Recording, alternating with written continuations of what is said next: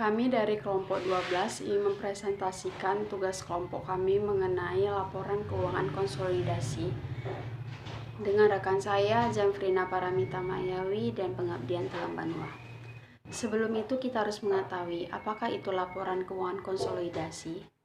Laporan keuangan konsolidasi adalah suatu laporan keuangan yang menjanjikan informasi tentang posisi keuangan serta operasionalnya bagi perusahaan induk dan anak. Setelah itu, laporan keuangan konsolidasi ini terdapat pada laporan tahunan, yang juga merupakan gabungan dari laporan keuangan perusahaan induk serta anak. Kita harus mengetahui pentingnya laporan keuangan konsolidasi. Menurut perusahaan induk yang harus menyiapkan laporan keuangan konsolidasi untuk melaporkan kesejahteraan keuangan perusahaan induk dan semua anak perusahaannya. Pernyataan-pernyataan ini sering disiapkan dengan menggunakan perangkat lunak konsolidasi keuangan yang mengambil angka-angka keuangan dari masing-masing anak perusahaan dan menggabungkannya ke dalam suatu laporan keseluruhan. Karena masing-masing anak perusahaan juga menyiapkan laporan keuangan sendiri yang berdiri sendiri, laporan keuangan konsolidasi mungkin bagi sebagian orang merupakan langkah ekstra yang tidak perlu. Analisis tentang pentingnya laporan keuangan konsolidasi mengungkapkan pernyataan-pernyataan ini menawarkan beberapa manfaat bagi investor, analitis keuangan, dan lainnya yang mungkin mengevaluasi kesehatan perusahaan induk. Siapa yang menyiapkan laporan keuangan konsolidasi? Laporan keuangan konsolidasi disusun oleh setiap perusahaan induk yang memiliki satu atau lebih anak perusahaan. Sebagai contoh, adalah umum bagi suatu perusahaan untuk membeli perusahaan yang lebih kecil yang dapat melengkapi bisnis primer dan membuatnya lebih kuat. Perusahaan yang lebih kecil dapat membantu profitabilitas perusahaan induk sambil juga terus beroperasi sebagai entitas yang terpisah. Setiap anak perusahaan harus menyiapkan laporan keuangannya sendiri, termasuk neraca, laporan laba rugi, dan laporan arus kas atau laporan laba ditahan. Informasi ini untuk setiap anak perusahaan kemudian digabungkan dengan menggunakan perangkat lunak konsolidasi untuk membuat laporan keuangan konsolidasi yang mewakili posisi keuangan perusahaan induk. Bagaimana penyajian laporan konsolidasi? Perangkat lunak konsolidasi keuangan biasanya digunakan untuk menyiapkan laporan keuangan konsolidasi karena tidak sesederhana menjumlahkan laporan keuangan dari masing-masing anak perusahaan. Dalam laporan konsolidasi, transaksi antara anak perusahaan atau anak perusahaan dari perusahaan induk dieliminasi untuk menghindari perhitungan ganda. Misalnya, jika perusahaan induk membeli barang atau jasa dari anak perusahaan, pembelian perusahaan induk dan penjualan anak perusahaan dihilangkan sehingga transaksi ini tidak mengubah angka akhir.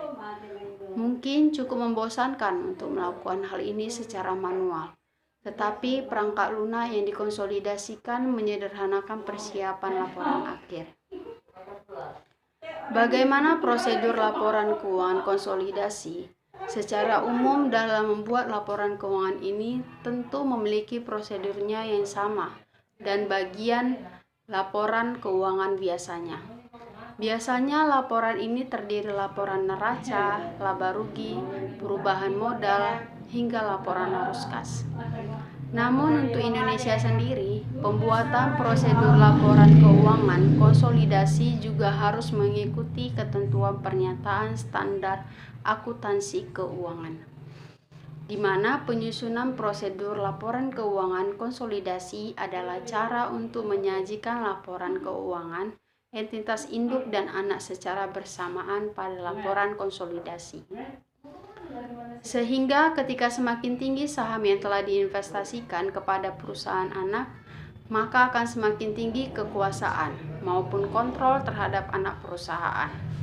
Untuk itu, laporan keuangan konsolidasi dibuat dari laporan posisi keuangan konsolidasi, laporan laba rugi, laporan perubahan ekuitas, dan laporan arus kas konsolidasi. Perlu diketahui bahwa penyesuaian serta eliminasi saldo akun tertentu perlu dilakukan secara teliti dan disesuaikan. Maka dari itu, untuk mengetahui sifat transaksi tersebut, juga perlu analisis laporan dalam bentuk penggabungan usaha konsolidasi. Menggabungkan LK entitas induk dan entitas anak menjumlahkan pos-pos sejenis dari aset, kewajiban, ekuitas, penghasilan, dan beban. Yang pertama, investasi entitas induk pada anak dengan porsi entitas atas ekuitas anak dieliminasi atau goodwill muncul. Yang kedua, kepentingan non-pengendalian diidentifikasi, ekuitas atau awal dari perubahan laba rugi. Yang ketiga, saldo transaksi, penghasilan, dan beban intrakelompok usaha dieliminasi secara penuh atau belum direalisasi dampak pajak penghasilan.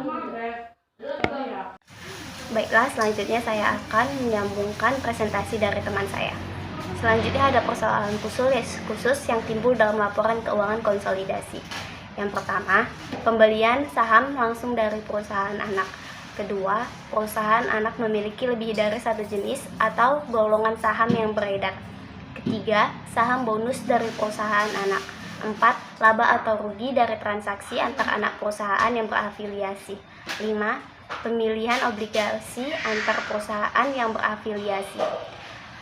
Manfaat laporan keuangan konsolidasi. Yang pertama, memberikan informasi yang terbaru kepada divisi manajemen perusahaan induk mengenai proses kinerja anak perusahaan. Kedua, memahami dampak suatu entitas anak perusahaan terhadap induk perusahaan dalam jangka waktu yang panjang. Ketiga, menyajikan suatu informasi kepada pihak luar yang membutuhkan. Keempat, untuk rasio keuangan harus berdasarkan laporan konsolidasi keuangan yang terbentuk dan tidak mencerminkan kondisi entitas yang membentuk konsolidasi induk perusahaan. Langkah-langkah dalam membuat laporan keuangan konsolidasi. Yang pertama, periksa laporan keuangan entitas induk dan entitas anak secara keseluruhan. Identifikasi jika ada kesalahan atau kelalaian dalam pencatatan, lalu lakukan koreksi dan penyesuaian. Kedua, sesuaikan laporan untuk melaksanakan eliminasi terhadap laba rugi antar masing-masing perusahaan. Yang ketiga, eliminasi penghasilan dan dividen dari anak perusahaan serta kembalikan saldo akun investasi di anak perusahaan ke saldo ketika awal periode. Keempat, periksa kembali laporan keuangan entitas induk dan entitas anak secara keseluruhan. Kelima, sesuaikan laporan untuk melakukan eliminasi terhadap laba rugi antar masing-masing perusahaan. Dan yang terakhir, eliminasi penghasilan dan dividen dari anak perusahaan serta kembalikan saldo akun investasi di anak perusahaan ke saldo ketika awal periode. Adapun keterbatasan laporan keuangan konsolidasi. Yang pertama, kinerja keuangan anggota perusahaan yang kurang baik akan tertutupi sehingga hasil yang disajikan kurang nyata. Kedua, rasio keuangan tidak mencerminkan rasio keuangan perusahaan secara individual. Ketiga, ketidaktepatan penyusunan rekening akuntansi seluruh perusahaan. Yang terakhir, catatan laporan keuangan perusahaan individual yang kurang lengkap. Baik, selanjutnya saya akan menjelaskan contoh kasus. Sebuah perusahaan induk memiliki 3 anak perusahaan dengan struktur. Pertama, 90% saham di perusahaan alfa dan 10% milik publik. Kedua, 40% saham di perusahaan beta dengan perusahaan induk masih memiliki kendali.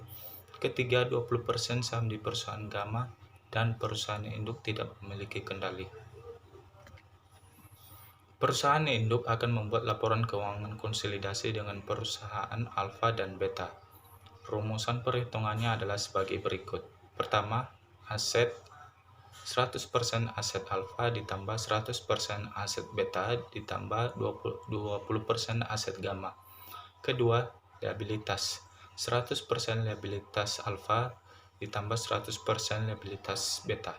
Ketiga, ekuitas 100% ekuitas alfa ditambah 100% ekuitas beta.